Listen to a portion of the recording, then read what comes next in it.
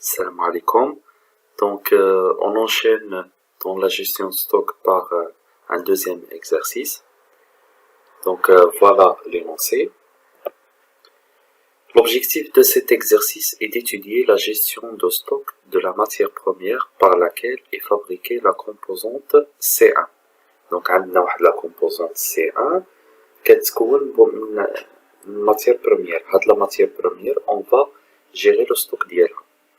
Le prix unitaire d'achat d'une unité de cette matière est 530 dirhams. Le prix de passation d'une commande est de 2500 dirhams. Donc, le prix de passation unitaire. Et le taux annuel de possession est 20%. La demande annuelle est de 15 000 unités. Très bien. Donc, voilà la première question. C'est calculer la quantité économique d'approvisionnement de cette matière. Deuxième question, calculer le coût unitaire économique. Et troisième question, le fournisseur a proposé la livraison par 1500 unités. Donc, elle a proposé la commande de 1500 unités avec un prix unitaire de 500 dirhams. Donc voilà, calculer le coût unitaire pour cette offre. Question B. Quelle est la quantité à commander la plus bénéfique pour la société? Donc voilà l'exercice. Donc on va le traiter question par question. Donc voilà, calculer la quantité économique d'approvisionnement de cette matière. Donc on va appliquer la formule de Wilson. La formule de Wilson, la quantité économique, il y a la racine, il y a le juge, fois 2 fois la demande annuelle, fois CPAU. CPAU, c'est quoi? C'est le coût de passation unitaire, divisé par le prix unitaire fois taux. Donc la racine de la quantité câble. Très bien, donc application numérique, donc on va dire la racine 2 fois la demande annuelle est 15 000 unités, fois CPAU ou le coût de passation unitaire qui est 2500, divisé par le prix unitaire qui est 530, fois le taux de possession 20%, la formule qu'on dit 0,2. Donc le calcul va nous donner 841 unités approximatives. Très bien, il y a le calcul de quantité économique, donc qu'on a appliqué la formule de Wilson. Très bien. Passons maintenant à la question numéro 2. Calculer le coût unitaire économique. Donc, on a le coût unitaire économique, ou le prix d'achat unitaire, c'est le coût de gestion unitaire.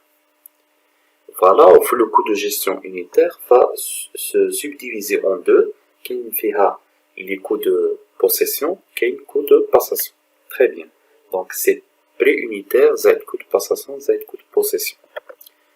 Voilà, il y a prix unitaire plus coût de passation unitaire qui est divisé par quantité économique, puisque c'est Q unitaire économique, zaïd QE sur 2 fois prix unitaire fois taux, le coût de possession qui est divisé par la demande annuelle. Très bien, l'application numérique, ça nous donne les quantités, voilà le prix unitaire 530 plus 2500 coût de passation unitaire, divisé par 841, il y a quantité économique, et plus le coût de possession. Très bien, tout calcul fait, ça nous donne coût unitaire économique ou 535,94 dirhams. C'est le coût unitaire économique. Très bien. On passe à la question numéro 3.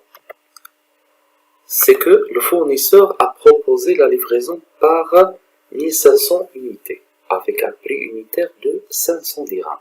Donc, le fournisseur propose une livraison pour la quantité, en plus de la quantité, fixe le prix unitaire de 500 dirhams. alors que le prix initial هو 530. Donc دار هنايا واحد la réduction ديال le prix initial. Très bien, on va calculer le coût unitaire pour cette offre. Pour cette offre, on a Q 1500 unités au prix unitaire 500 dirhams. Très bien, on a le coût unitaire pour cette offre ou un prix unitaire, c'est coût de passation unitaire divisé par Q, il y a 1500 unités, plus Q sur 2 fois prix unitaire fois taux de possession divisé par la demande annuelle. Donc l'application numérique, voilà, 500 plus 2500 divisé par 1500, plus 1500 divisé par 2 fois 500 fois 0,2, le tout divisé par 15 000. Tout calcul fait, ça nous donne la valeur. Le coût unitaire pour l'offre du fournisseur, qui a une quantité de 1500 plus un prix unitaire de 500 dirhams, ça nous donne 506,66 dirhams. Très bien. Petit a de la question 3. On passe petit b de la question 3. Quelle est la quantité à commander la plus bénéfique pour la société?